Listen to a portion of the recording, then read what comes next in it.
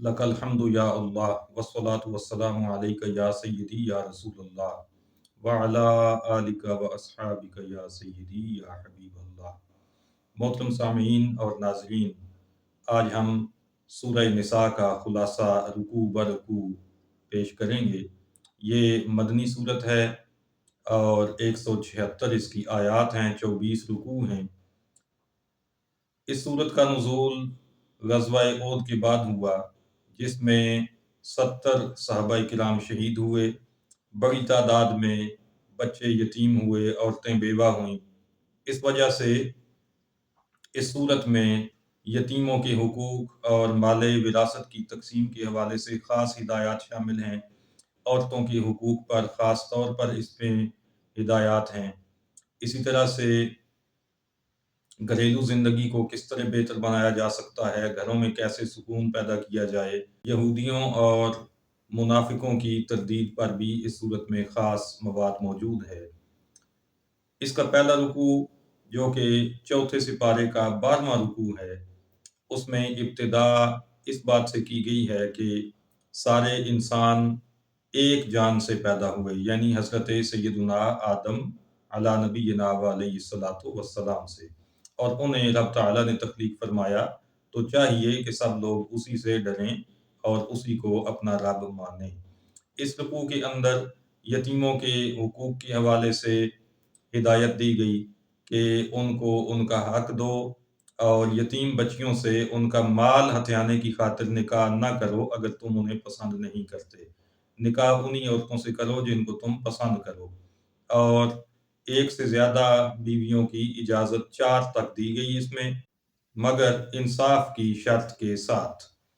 अगर कोई शख्स एक से ज़ायद बीवियों में इंसाफ कायम ना रख सके तो फिर उसे इजाज़त नहीं होगी ज़्यादा निकाह करने की। औरतों को उनके महर खुशी से अदा करने का हुक्म दिया गया। यतीमों के बारे में हुक्म दिया गया कि उनकी अच्छी परवरिश करो और अच्छी तालीम दो उन्हें। उसके बाद उनको आज़माते रहो। जब वो अच्छे बुरे को समझने के काबिल हो जाएँ, अपने माल को सँभालने के काबिल हो जाएँ और ये यकीन हो जाए कि अब वो अपने माल की हिफाज़त खुद कर सकते हैं, उसको गलत जगह पे इस्तेमाल करके ज़ाया नहीं करेंगे, तो फिर उनके माल उनके हवाले किए जाएँ और हवाले करते हुए उस पर गवाह बना लिए जाएँ, गवाहों के सामने ये मामला किया जाए। और तक़सीम विरासत के हवाले से भी इस रुकू में हिदायत मौजूद हैं कि जब किसी मैयत का तरका तक़सीम करो, तो मौका पर मौजूद गैर वारिस रिश्तेदारों, यतीमों और मिस्कीनों को भी कुछ न कुछ लाज़िमन अता करो। इससे अगला जो रुकू है, रुकू नंबर 2, इसके अंदर मीरास के हिस्सों का बयान है कि किस-किस रिश्तेदार का हक है मीरास में और कितना-कितना उसका हिस्सा है। जो लोग इन हिस्सों की पाबंदी करेंगे और शरीयत की ताबेदारी करेंगे, उनके लिए जन्नत और नाफरमानी करने वालों के लिए अज़ाब मुहीन, ज़लील करने वाले अज़ाब की खबर भी इसमें सुनाई गई है। सूरह निसा के तीसरे रुकू के अंदर बदकारी का इल्ज़ाम लगाने वालों पर लाज़िम किया गया कि वो 4 गवाह लाएँ। जब किसी शादीशुदा खातून का जुर्म साबित हो जाए, तो उसे घर में कैद कर दिया जाए और मौत तक उसे कैद रखा जाए, या फिर अल्लाह ताला उसके लिए कोई और रास्ता निकाल दे। आगे चलकर सूरह नूर में हम पढ़ेंगे कि रब ताला ने उनके लिए जो रास्ता निकाला और जो सज़ा मुकर्रर की वो क्या थी। यहाँ पे जो सज़ा थी उम्र कैद की, ये आर्ज़ी सज़ा थी कुछ वक़्त के लिए, बाद में ये मनसूख हो गई। तलाक के वक़्त औरतों को जो माल शोहर ने दे रखा था उसमें से कुछ भी वापस न लेने की इस रुकू में ताकीद की गई, और तौबा की किस्में और उनके अहकाम भी इस रुकू में शामिल हैं। सूरह निसा का चौथा रुकू, इसका कुछ हिस्सा चौथे सिपारे का आखिरी हिस्सा है और कुछ इसका हिस्सा 5वें सिपारे का पहला रुकू है। इस रुकू के अंदर आज़ाद मोमिना से निकाह न कर सकने वाले और उसकी माली इस्तिताअत न रखने वाले के लिए इजाज़त दी गई कि वो मुसलमान कनीज़ से निकाह करे। और कनीज़ों के बारे में इसमें ये बताया गया कि अगर वो बदकारी करें तो उनकी सज़ा आज़ाद मोमिना से निस्फ़ होगी। اب آزاد مومنہ اگر شادی شدہ ہو تو اس کو رجم کیا جاتا ہے، لیکن رجم کا نصف نہیں ہو سکتا، اس لیے باندیوں کی سزا وہ ہوگی جو غیر شادی شدہ کے لیے 100 کوڑے ہے، اس کا نصف ان کو سزا دی جائے گی، 50 کوڑے۔ سورہ نساء کے 5ویں رکوع میں ایک دوسرے کا مال ناحق کھانے کو روکا گیا، اس کی ممانعت کی گئی اور یہ ارشاد فرمایا گیا کہ تجارت کے ذریعے باہمی رضامندی سے مال کماؤ اور حلال طریقے سے کما کر مال کھاؤ۔ اگلا جو 6واں رکوع ہے اس میں یہ بتایا گیا کہ مرد عورتوں پر نگران ہیں، ان کے افسر ہیں، اس لیے کہ مرد عورتوں پر اپنا مال کما کر خرچ کرتے ہیں اور ان کے نان نفقہ کے ذمہ دار ہوتے ہیں۔ نافرمان عورتوں کو نرمی سے سمجھانے کی تاکید کی گئی، اور اگر وہ نرمی سے سمجھانے سے بھی اپنی غلط حرکتوں سے باز نہ آئیں تو پھر حکم ہے کہ انہیں اپنی خوابگاہوں سے الگ کر دیا جائے۔ پھر بھی اصلاح پذیر نہ ہوں تو اس صورت میں ہلکی مار کی اجازت ہے، اور مفسرین نے اس کی تفصیل میں بتایا کہ زیادہ سے زیادہ مسواک استعمال کر سکتے ہیں مارنے کے لیے، اس سے زیادہ کی اجازت نہیں ہوگی، کسی لاٹھی وغیرہ سے یا کسی اور چیز سے نہیں مارا جا سکتا۔ اور اگر وہ اپنی اصلاح کر لیں، اپنی غلطی سے باز آ جائیں تو پھر مردوں کو حکم ہے کہ اپنا رویہ ان کے ساتھ درست کریں اور بے جا قسم کی سختی اور بیر نہ رکھیں۔ اس رکوع کے اندر ناچاکی ختم کرنے کے لیے، جب زوجین میں ناچاکی ہو جائے تو اس کو ختم کرنے کے لیے طریقہ بتایا گیا کہ دونوں طرف سے ایک ایک ثالث مقرر کر دیا جائے، اور وہ ایسے ہوں کہ جن کی بات دونوں کے لیے اہمیت رکھتی ہو، اور وہ دونوں اصلاح کی نیت سے ان کے ساتھ بات چیت کریں اور ان کے درمیان صلح کروائیں۔ ان کا یہ کام نہیں ہے ثالثوں کا کہ وہ آ کر ان کے درمیان طلاقیں کرواتے پھریں۔ والدین کے ساتھ، رشتہ داروں کے ساتھ، یتیموں کے ساتھ، مسکینوں کے ساتھ، مسافروں کے ساتھ، ہمسایوں کے ساتھ اور اپنے ہم مجلس لوگوں کے ساتھ اچھے سلوک کی نصیحت کی گئی، اور بخل نہ کرنے اور راہ خدا میں اخلاص کے ساتھ مال خرچ کرنے کی ترغیب دی گئی۔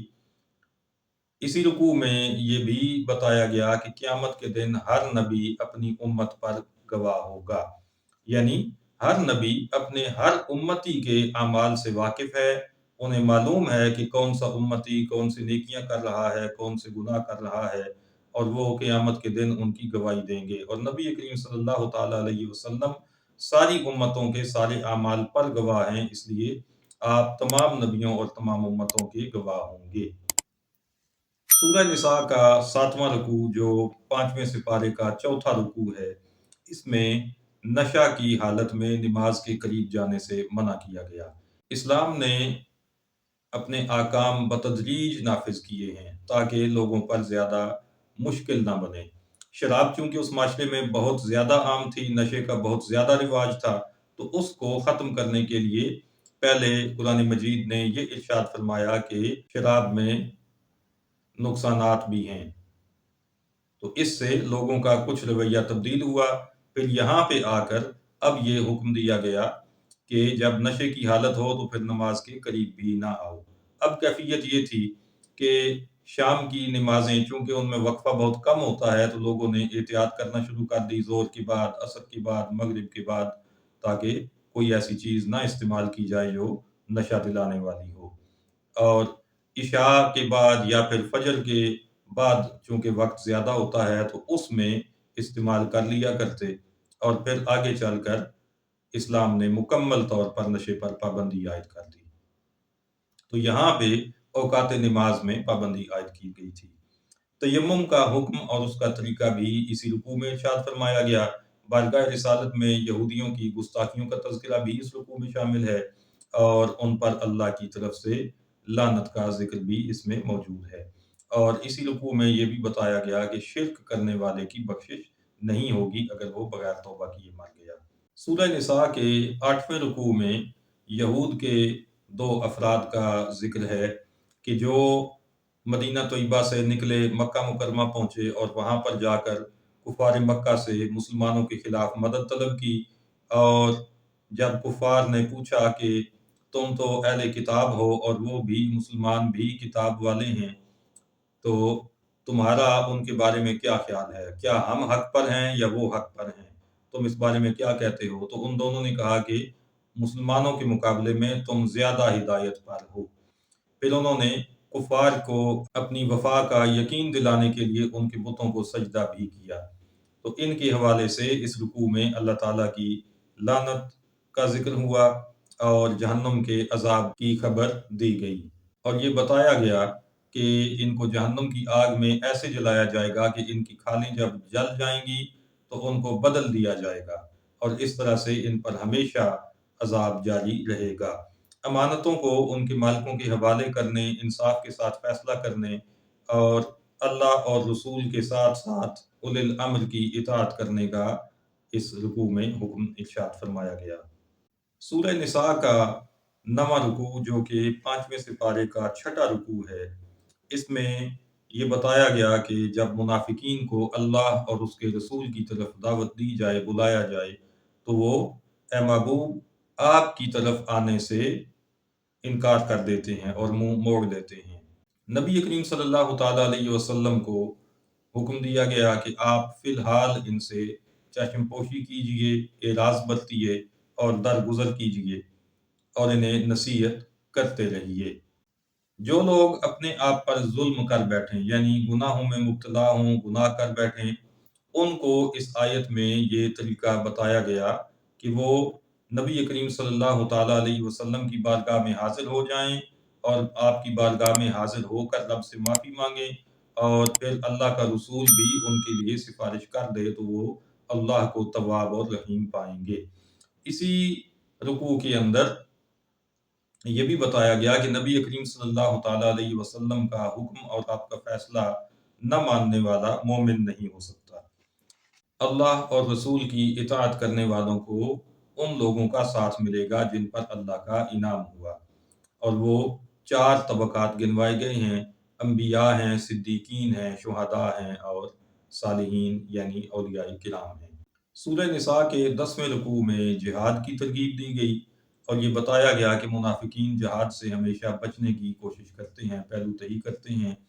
اس رکوع میں غازیوں اور شہداء کے لیے اجر عظیم کی بشارت سنائی گئی، اور اس میں یہ بتایا گیا کہ ظالموں کی بستی میں رہنے والے جو مظلوم ہیں وہ پکارتے ہیں ربنا اخرجنا من هذه القرية الظالم اهلها، اے ہمارے رب ہمیں نکال اس بستی سے جس کے رہنے والے ظالم ہیں، وَاجْعَلْ لَنَا مِن لَّدُنكَ وَلِيًّا وَاجْعَلْ لَنَا مِن لَّدُنكَ نَصِيرًا، اور اپنے پاس سے ہمارے لیے ولی عطا فرما اور اپنے پاس سے ہمارے لیے نصیر عطا فرما۔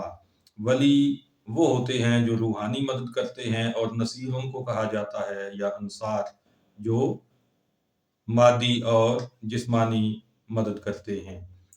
تو اس آیت کریمہ میں مظلوموں کی جو پکار سنائی گئی اور بتائی گئی، اس سے ہمیں یہ پتہ چلا کہ اللہ کے بندے جن سے مسلمان مدد مانگتے ہیں ان کو ولی اور نصیر سمجھ کر تو ان کا مدد مانگنا اور ان کا مدد کرنا بالکل برحق ہے، اور اس حوالے سے نجدیوں کا جو نظریہ ہے کہ اللہ کے علاوہ کسی سے بھی مدد مانگے تو یہ شرک ہے، تو ان کا یہ نظریہ اس آیہ مبارکہ کی روشنی میں باطل ہے۔ اللہ تعالیٰ نے انسانوں کو ولی اور نصیر بنایا ہے، ان کو مدد کرنے کا اذن بھی دیا ہے اور مدد کرنے کی طاقت بھی دے رکھی ہے، تو اس کا انکار کرنا قرآن کا انکار ہے۔ مومن اللہ کی راہ میں اور کافر طاغوت کی راہ میں لڑتے ہیں۔ مسلمانوں کو یہ حکم دیا گیا کہ شیطان کے حامیوں سے قتال کریں، ان سے لڑیں، اور یہ بتایا گیا کہ ان کا فریب کمزور ہے، ان کی چالیں کمزور ہیں، ان سے ڈرنے کی ضرورت نہیں ہے۔ 11ویں رکوع میں یہ بتایا گیا کہ منافقین جب تک نماز، روزہ، زکوٰۃ وغیرہ کے احکام تھے تو ان پر عمل کرتے رہے اور بظاہر پکے مومن نظر آتے رہے، لیکن جو ہی جہاد کا حکم ہوا تو پھر وہ پہلو تہی کرنے لگے اور اپنی جانیں بچانے کے لیے ہیلے بہانے تراشنے لگ گئے۔ اس رکوع میں یہ بتایا گیا کہ اگر مضبوط قلعوں کے اندر بھی کوئی شخص ہو تو موت آ جائے تو اسے باہر نکال لائے گی، موت کا وقت مقرر ہے، اسے ٹالا نہیں جا سکتا، اس لیے جہاد سے بھاگنا بے فائدہ ہے، اور یہ جو منافق ہیں یہ چاہتے ہیں کہ ان کو لمبی زندگی دنیا کی ملے، حالانکہ متاع دنیا قلیل ہے۔ بھلائی کو یہ منافقین اللہ کی طرف منسوب کرتے ہیں، جب انہیں کوئی سہولت ملتی ہے، کوئی بھلائی ملتی ہے تو کہتے ہیں یہ اللہ کی طرف سے ہے، اور جب انہیں کوئی مصیبت پہنچے، کوئی تکلیف آ جائے تو اس کو نبی کریم صلی اللہ علیہ وسلم کی طرف نسبت کر دیتے ہیں۔ ان کا یہ گستاخانہ رویہ اس رکوع میں بیان کر کے اس کی مذمت کی گئی، اور اس میں یہ بھی بتایا گیا کہ جنگی راز عوام پر نہیں کھولنے چاہیے، اور اگر کسی کو کوئی جنگی راز مل جائے اور دشمن کے حوالے سے کوئی خاص خبر ملے تو اسے چاہیے کہ اسے عوام میں مت افشا کرے، بلکہ یہ معاملہ جنگ کے جو کمانڈرز ہیں اور جو قوم کے عمائدین ہیں، بڑے ہیں، ان کی ثوابدید پر چھوڑ دیا جائے، وہ جب مناسب سمجھیں اس کے حوالے سے جس کو جو بتانا چاہیں وہ بتائیں۔ سورہ نساء کے 12ویں رکوع میں منافقین کے ساتھ دوستی کی ممانعت کا حکم جاری فرمایا گیا۔ 13ویں رکوع میں قتل خطا کی سزا کا بیان ہے۔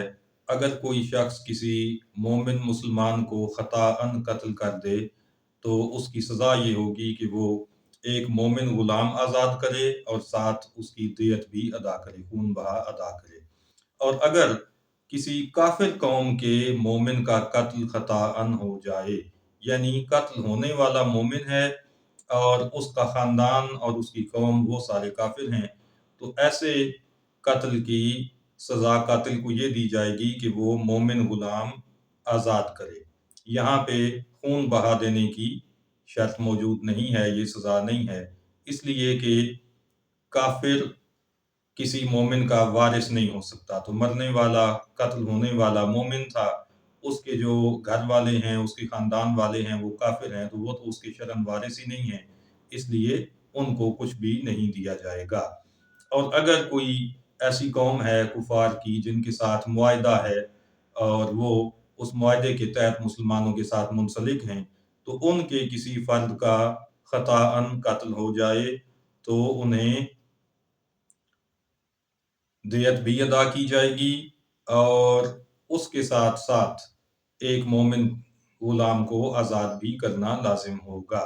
یہاں پہ دیت اس لیے ہے کہ مرنے والا بھی کافر تھا اور اس کی جو خاندان والے ہیں وہ بھی کافر ہیں، تو کافر کا چونکہ وارث ہوتا ہے، اس لیے ان کو دیت ادا کی جائے گی، اور یہ دینے میں جلدی کی جائے گی تاکہ کہیں مسلمانوں کے بارے میں یہ بات اور یہ غلط فہمی نہ پھیلنے لگ جائے کہ مسلمان اپنے معاہدے پورے نہیں کرتے، اس لیے اس معاملے میں جلدی کرنے کا حکم ہے۔ اور مومن کا عمدن قتل کرنے والا جہنم میں مدتوں رہے گا، اس کی سزا بہت سخت ہوگی۔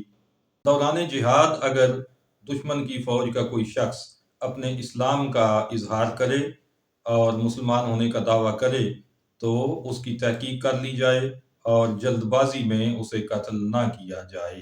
14ویں رکوع میں یہ بتایا گیا کہ وہ لوگ جو کفار کے ملک میں رہتے ہیں، ایسے مسلمان جو وہاں پہ رہتے ہیں اور وہاں پہ انہیں شاعر اسلام کی آزادی نہیں ہے اور وہ آزادانہ طور پر اسلامی تعلیمات پر عمل پیرا نہیں ہو سکتے، تو ان پر لازم ہے کہ وہ وہاں سے ہجرت کریں اور ایسی جگہ چلے جائیں جہاں پہ انہیں اسلام پر عمل کرنے میں کسی قسم کی پابندی کا سامنا نہ ہو۔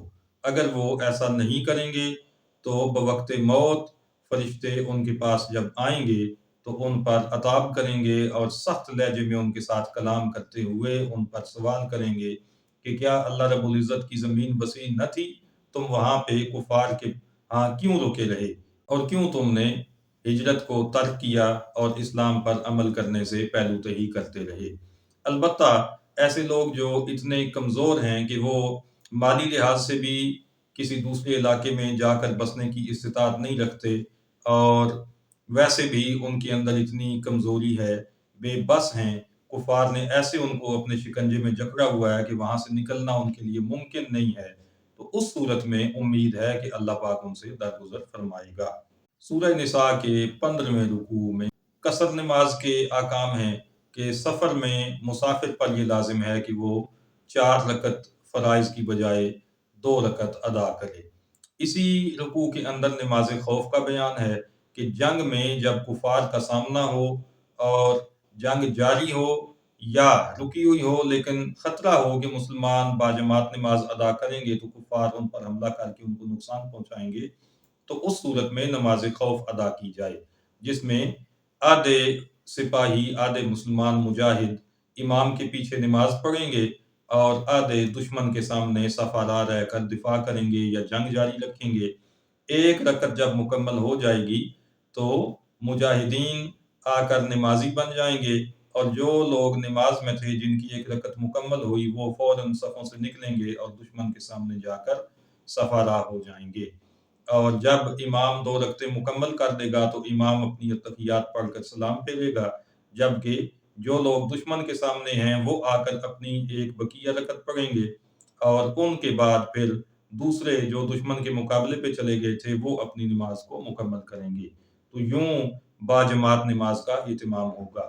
تو یہاں سے اندازہ یہ کیجئے سامعین محترم کہ نماز کتنی اہم عبادت ہے کہ حالت جنگ میں بھی جب دشمن سر پہ ہے اور جان جانے کا خطرہ ہے، اس وقت بھی مسلمان کو نماز پڑھنے کی پابندی کرنی ہے اور نماز چھوڑنے کی اجازت نہیں ہے، اور جس قدر بھی ممکن ہو جیسے بھی ممکن ہو باجماعت نماز ادا کرنی ہے۔ اگلا رکوع ہے 16 نمبر رکوع۔ اس کے اندر نزول قرآن مجید کا مقصد یہ بتایا گیا ہے کہ نبی کریم رؤوف الرحیم صلی اللہ علیہ وسلم اس کے مطابق لوگوں کے فیصلے فرمائیں۔ 17ویں رکوع میں اللہ رب العزت نے اپنے پیارے حبیب صلی اللہ تعالیٰ علیہ وآلہ وسلم کو یہ ارشاد فرمایا کہ اگر آپ پر اللہ کی رحمت اور اس کا فضل نہ ہوتا تو لوگ غلط بیانی کر کے غلط گواہیاں دے کر آپ سے غلط فیصلے کروا لیتے، مگر آپ پر اللہ کا ایسا فضل ہے کہ اس نے آپ پر کتاب بھی نازل فرمائی اور آپ کو حکمت بھی عطا فرمائی، آپ کو علم و حکمت کے ایسے عظیم خزانے عطا فرمائے ہیں کہ یہ ممکن نہیں ہے کہ کوئی آپ کو دھوکہ دے سکے اور آپ کو غلط بیانی کر کے غلط فیصلے پر مجبور کر سکے۔ اسی رکوع میں اسی تناظر میں اللہ رب العزت کا یہ ارشاد ہے وَعَلَّمَكَ مَا لَمْ تَكُنْ تَعْلَمْ کہ اے محبوب جو کچھ بھی آپ نہیں جانتے تھے آپ کو وہ سب کچھ سکھا دیا۔ وَكَانَ فَضْلُ اللَّهِ عَلَيْكَ عَظِيمًا اور آپ پر اللہ کا عظیم فضل ہے۔ تو اللہ رب العزت نے اپنے محبوب کو علم کے عظیم خزانے عطا فرما دیے، جو کچھ بھی آپ کے علم میں نہیں تھا وہ آپ کو عطا فرما دیا گیا۔ تو اب وہ ساری ایسی آیات جن میں کسی بھی حوالے سے آپ کی نسبت سے نہ جاننے کی بات کی گئی تھی وہ اس آیت کے ذریعے منسوخ ہوئیں اور یہ آیت ان کی ناسخ ہے۔ اس آیت کے نزول کے بعد نبی کریم صلی اللہ علیہ وسلم کے علم مبارک کے حوالے سے کسی طرح کی بات کرنا اور علم میں نقص نکالنا یہ کسی مومن سے متصور نہیں ہو سکتا، ایسا وہی کرے گا جس کا دل ایمان سے خالی ہوگا۔ اس رکوع میں مسلمانوں کو سبیل المؤمنین کو فالو کرنے کی ہدایت دی گئی کہ جو مسلمانوں کی اکثریت کا رستہ ہے اس کو اپنایا جائے۔ یہاں سے اجماع کی اہمیت بھی واضح ہوئی اور اسی سے یہ بھی پتہ چلا کہ مسلمانوں کی اکثریت کبھی بھی گمراہ عقیدوں اور نظریات پر جمع نہیں ہوگی، اور یہی وہ بات ہے جو ہمیں احادیث مبارکہ میں بھی ملتی ہے۔ کریم آقا صلی اللہ علیہ وآلہ وسلم کے ارشادات اس حوالے سے بڑے واضح ہیں کہ جب تم اختلاف دیکھو تو بڑی جماعت کی پیروی کرو، سواد اعظم کی پیروی کرو، اس لیے کہ میری امت کی اکثریت کبھی گمراہی پر جمع نہیں ہوگی۔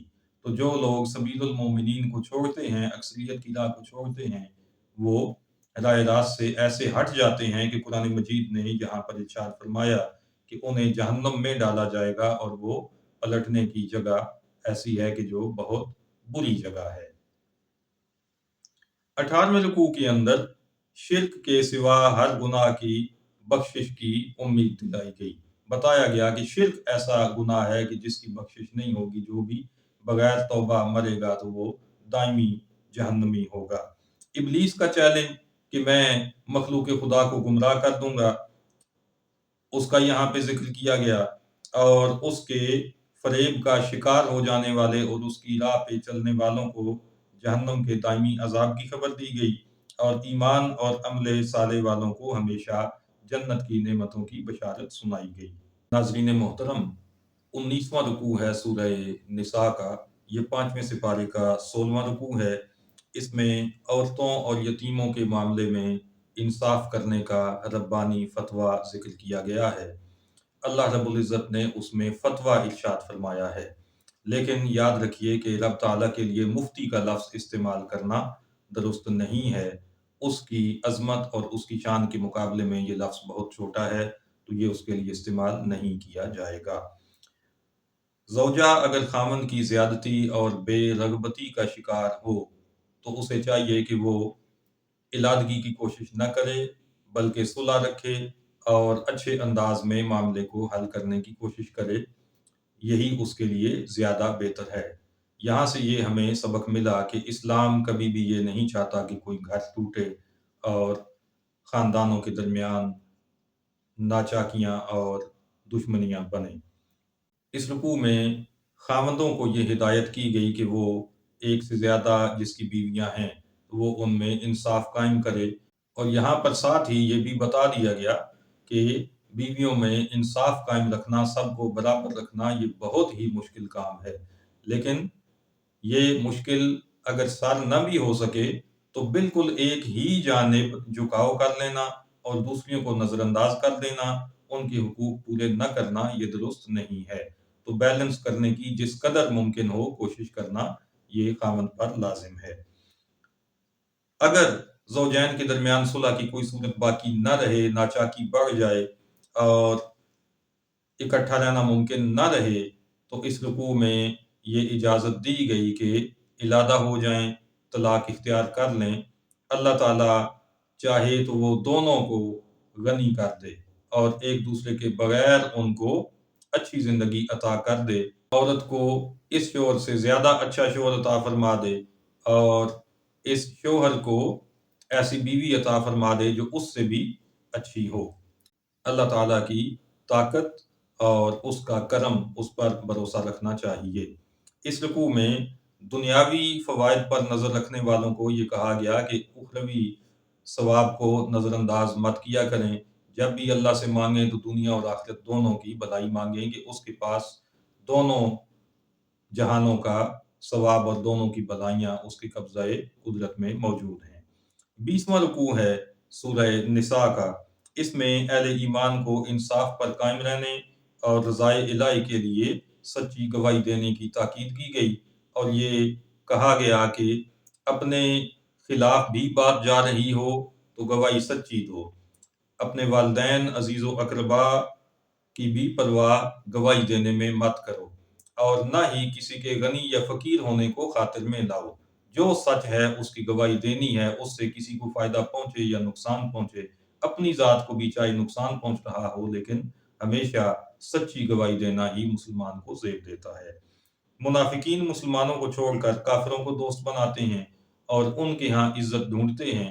رب تعالیٰ نے ارشاد فرمایا فَإِنَّ الْعِزَّةَ لِلَّهِ جَمِيعًا، عزت تو ساری کی ساری اللہ کے پاس ہے، اس کے لیے ہے۔ تو جس کو عزت چاہیے وہ رب تعالیٰ کی نافرمانی سے ڈرے اور اللہ اور رسول کی اطاعت اختیار کرے۔ آیات الہی کے منکرین اور آیات الہی کا مذاق اڑانے والوں کے پاس بیٹھنے سے مسلمانوں کو منع کیا گیا۔ سورہ نساء کا 21واں رکوع، اس کے اندر مسلمانوں کو یہ تاکید کی گئی کہ وہ مسلمانوں کو چھوڑ کر کفار کو دوست نہ بنائیں۔ یہ جو رکوع ہے یہ 5ویں سپارے کا آخری حصہ ہے اور چھٹے سپارے کا پہلا رکوع بھی اسی 21ویں رکوع کا حصہ ہے۔ ناظرین محترم، سورہ نساء کے 21ویں رکوع میں سورہ نساء کی آیت نمبر 142 ہے، خاص طور پر اس پر توجہ دیجیے گا۔ ارشاد ربانی ہے ان المنافقین یخادعون اللہ وہو خادعوہم۔ اس آیت کے ترجمے میں روافض اور نجدیوں نے بہت زیادہ ٹھوکر کھائی ہے اور اللہ رب العزت کی شان میں وہ گھٹیا اور گندے الفاظ استعمال کر دیے ہیں کہ جن کا ایک مسلمان تصور بھی نہیں کر سکتا۔ چند تراجم آپ کی خدمت میں اس نیت کے ساتھ پیش کیے جا رہے ہیں کہ آپ آگاہ ہوں ان کے ترجموں سے اور خود بھی ان سے بچ سکیں اور دوسروں کو بھی ان سے بچا سکیں۔ سب سے پہلے ہم بات کرتے ہیں مفتی تقی عثمانی صاحب کے ترجمے کی۔ یہ آج کل دیوبندیوں کے شیخ الاسلام کہلاتے ہیں اور سابق جسٹس بھی ہیں، عدالت میں جج رہ چکے، اور اس وقت ان کو دیوبندیوں میں سب سے بڑا عالم مانا جاتا ہے۔ آئیے دیکھتے ہیں کہ انہوں نے اس آیت کا کیا ترجمہ کیا ہے۔ یہ لکھتے ہیں کہ یہ منافق اللہ کے ساتھ دھوکہ بازی کرتے ہیں، حالانکہ اللہ نے انہیں دھوکے میں ڈال رکھا ہے۔ الفاظ پہ غور کیجئے کہ منافق اللہ کے ساتھ دھوکہ بازی کرتے ہیں۔ اب ان سے کون پوچھے کہ اللہ جو علیم و خبیر ہے، جو علم کے سارے خزانوں کا خود مالک ہے اور ہر چیز ہر وقت جانتا ہے، اس کو کون دھوکہ دے سکتا ہے؟ دھوکہ تو اس کو دیا جاتا ہے کہ جو بے خبر ہو، جو بے توجہ ہو جائے، تو رب العزت کو کوئی دھوکہ نہیں دے سکتا۔ اس لیے یہ ترجمہ کرنا کہ منافق اللہ کے ساتھ دھوکہ بازی کرتے ہیں، یہ ترجمہ درست نہیں ہے۔ اور آگے اس نے لکھا کہ حالانکہ اللہ نے انہیں دھوکے میں ڈال رکھا ہے، اللہ نے دھوکے میں ڈال رکھا ہے، یہ الفاظ بھی اللہ تعالیٰ کی شان کے سخت خلاف ہیں۔ دوسرے نمبر پہ ابو الاعلیٰ مودودی کا ترجمہ ہے۔ یہ صاحب جماعت اسلامی کے بانی تھے اور تفہیم القرآن کے نام سے انہوں نے ایک طویل اور لمبی تفسیر لکھی ہے۔ لوگ آج کل اس کی بڑی تعریف کرتے ہیں کہ جی بڑی آسان زبان ہے، بڑی سلیس اردو ہے، ایسی اردو کو چولہے میں ڈالا جائے کہ جو ہمارے ایمان پر ڈاکہ ڈالنے والی ہو۔ ہمیں تو وہ زبان چاہیے کہ جو اللہ اور رسول کی مدح سرائی کرنے والی ہو اور اللہ اور رسول کی عزت اور عظمت پہ پہرا دینے والی ہو۔ ہمیں ایسی تفسیروں کی ضرورت نہیں ہے کہ جو اللہ رسول کا بے ادب بنا دیں۔ ذرا دیکھیں انہوں نے لکھا کیا ہے۔ کہتے ہیں کہ یہ منافق اللہ تعالیٰ کے ساتھ دھوکہ بازی کر رہے ہیں، حالانکہ در حقیقت اللہ ہی نے انہیں دھوکہ میں ڈال رکھا ہے۔ یہ الفاظ بھی گستاخانہ الفاظ ہیں۔ اللہ پاک ہمیں ایسے گستاخوں کی صحبت سے اور ان کی کتابیں پڑھنے سے محفوظ رکھے۔ فتح محمد جالندھری اگلا نام ہے دیوبندیوں میں سے۔ ان کا ترجمہ ذرا ملاحظہ کر لیجئے۔ یہ لکھتے ہیں کہ منافق اپنی چالوں سے اپنے نزدیک اللہ کو دھوکہ دیتے ہیں۔ یہ اس کو کیا دھوکہ دیں گے؟ وہ انہی کو دھوکے میں ڈالنے والا ہے۔ تو اللہ کو دھوکے میں ڈالنے والا قرار دیا، یہ بھی گستاخانہ ترجمہ ہے۔ اس کے بعد مولوی محمود الحسن دیوبندی، یہ دیوبند کے بڑے مفسرین میں ان کا شمار ہے اور دیوبند کے پلر ان کو سمجھا جاتا ہے۔ ذرا ان کا ترجمہ بھی دیکھیے گا۔ یہ لکھ رہے ہیں جی کہ البتہ منافق دغا بازی کرتے ہیں اللہ سے۔ منافق دغا بازی کرتے ہیں اللہ سے۔ اب اللہ سے کون دغا بازی کر سکتا ہے؟ یہ کیسے ممکن ہے؟ یہ ایک سوالیہ نشان ہے ان بے ضمیروں کے مردہ ضمیر کے اوپر۔ آگے لکھتے ہیں اور وہی ان کو دغا دے گا۔ کون؟ اللہ۔ اللہ ان منافقوں کو دغا دے گا، ان کو دھوکہ دے گا۔ نعوذ باللہ من ذالک۔ اللہ کو دھوکہ باز کہتے ہوئے ان لوگوں کو شرم نہیں آئی اور حیا نہیں آئی کہ یہ کیا کر رہے ہیں۔ ناظرین محترم، اس معاملے میں ان نجدیوں کے ساتھ ساتھ روافض کا رویہ بھی ایسا ہی ہے۔ اس وقت آپ کے سامنے سکرین پر مولوی فرمان علی، جو شیعوں کا ایک بڑا مفسر اور مترجم گزرا ہے، اس کی تفسیر کا ٹائٹل پیج ہے اور اس کا ترجمہ ہے اور اس کی تفسیر ہے۔ اس کا ٹائٹل پیج آپ کے سامنے ہے۔ مولوی فرمان علی نے اس آیہ مبارکہ کا ترجمہ ان الفاظ میں کیا ہے: بے شک منافقین اپنے خیال میں خدا کو فریب دیتے ہیں، حالانکہ خدا خود انہیں دھوکہ دیتا ہے۔ نعوذ باللہ من ذالک۔ ناظرین محترم، ان حضرات کے ترجمے آپ نے دیکھے۔ जो शान खुदाबंदी के सरीहन खिलाफ हैं और ईमान और अकीदा सहिया को बर्बाद करने वाले तर्जुमे हैं।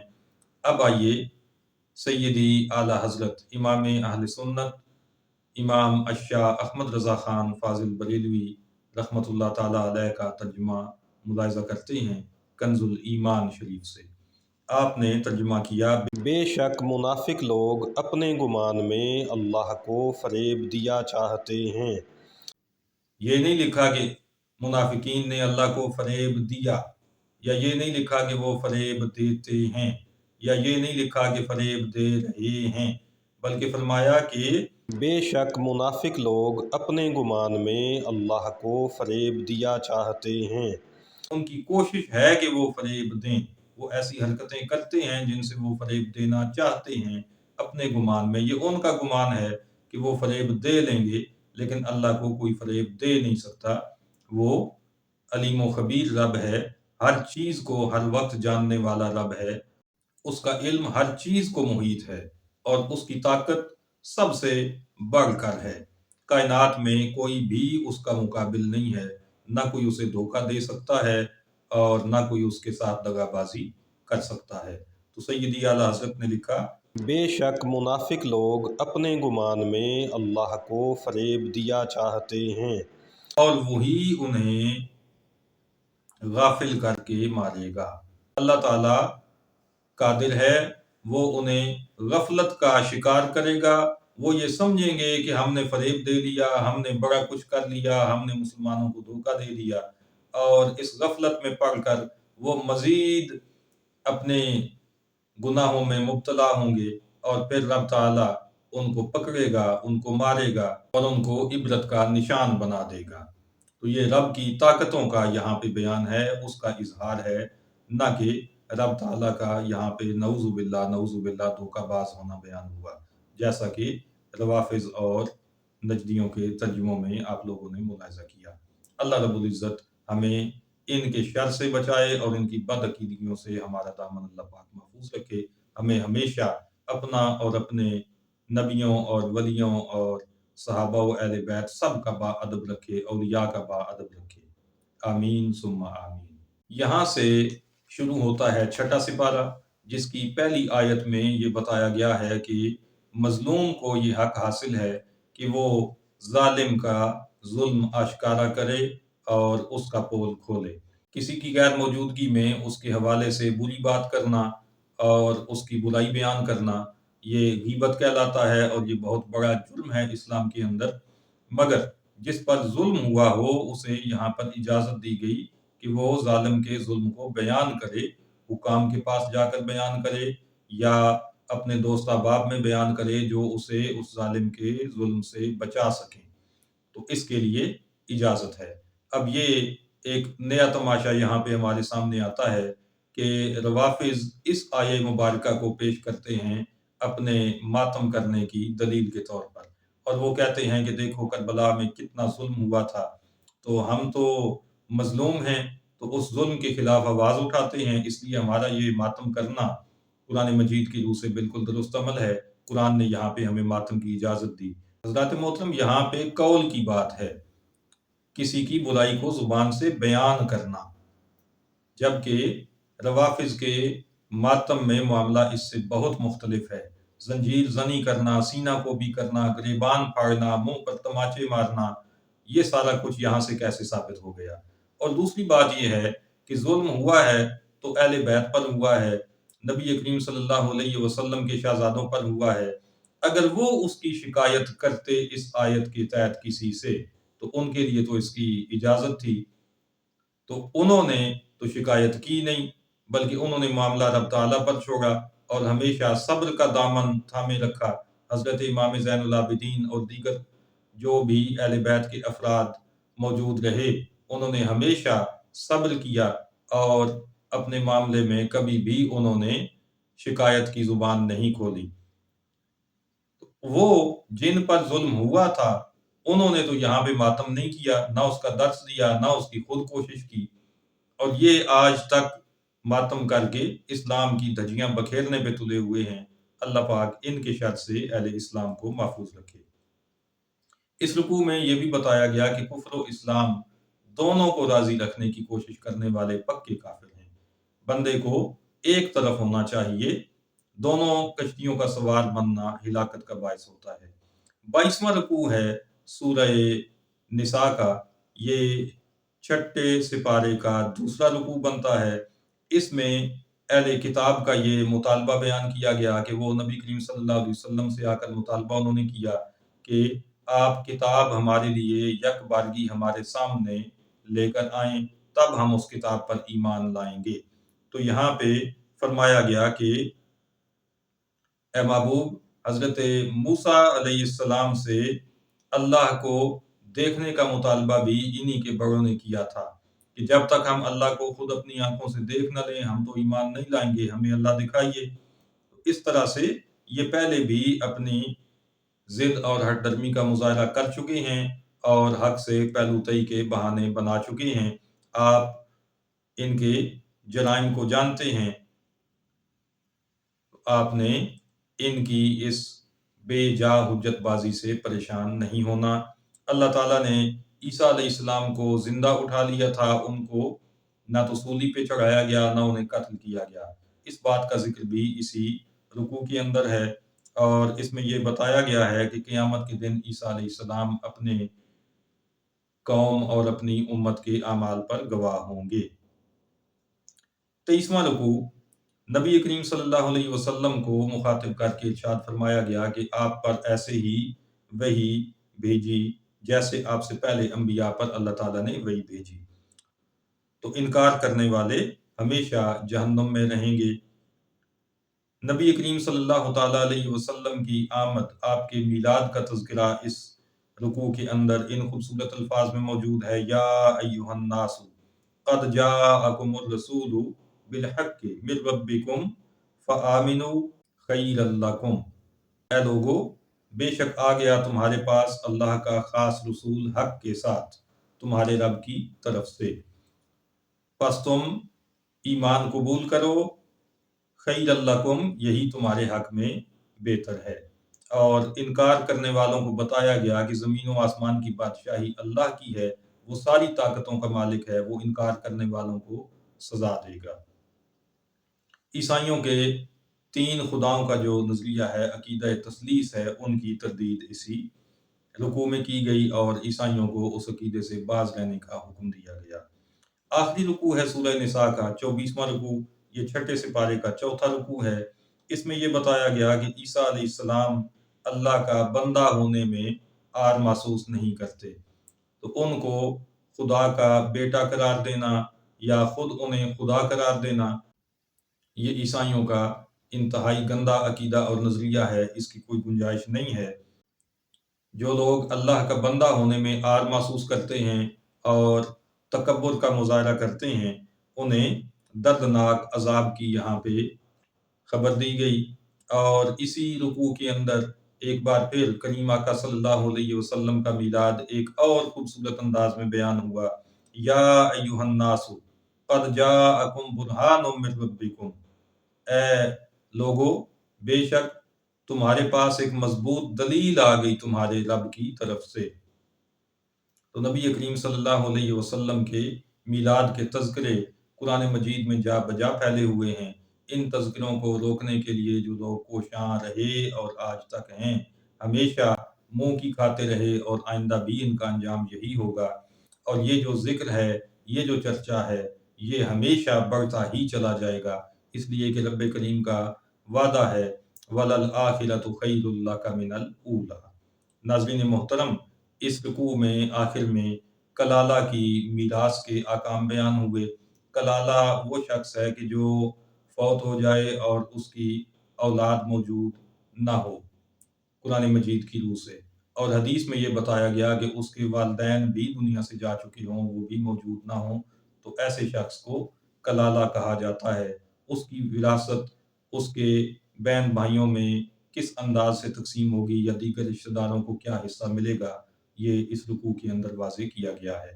दुआ है कि अल्लाह रब्बुल इज़्ज़त हमें कुरान मजीद के नूर से हमेशा मुनव्वर रहने की तौफ़ीक़ अता फ़रमाए, कुरान मजीद का सही फ़हम अता फ़रमाए और कुरान मजीद को سمجھنے میں جن لوگوں نے ٹھوکر کھائی اپنے غلط اور گندے نظریات اور غلط عقائد کی وجہ سے، اللہ پاک ان کی شر سے امت مسلمہ کو محفوظ رکھے۔ آمین بجاہ النبی الکریم صلی اللہ تعالی علیہ وآلہ وسلم۔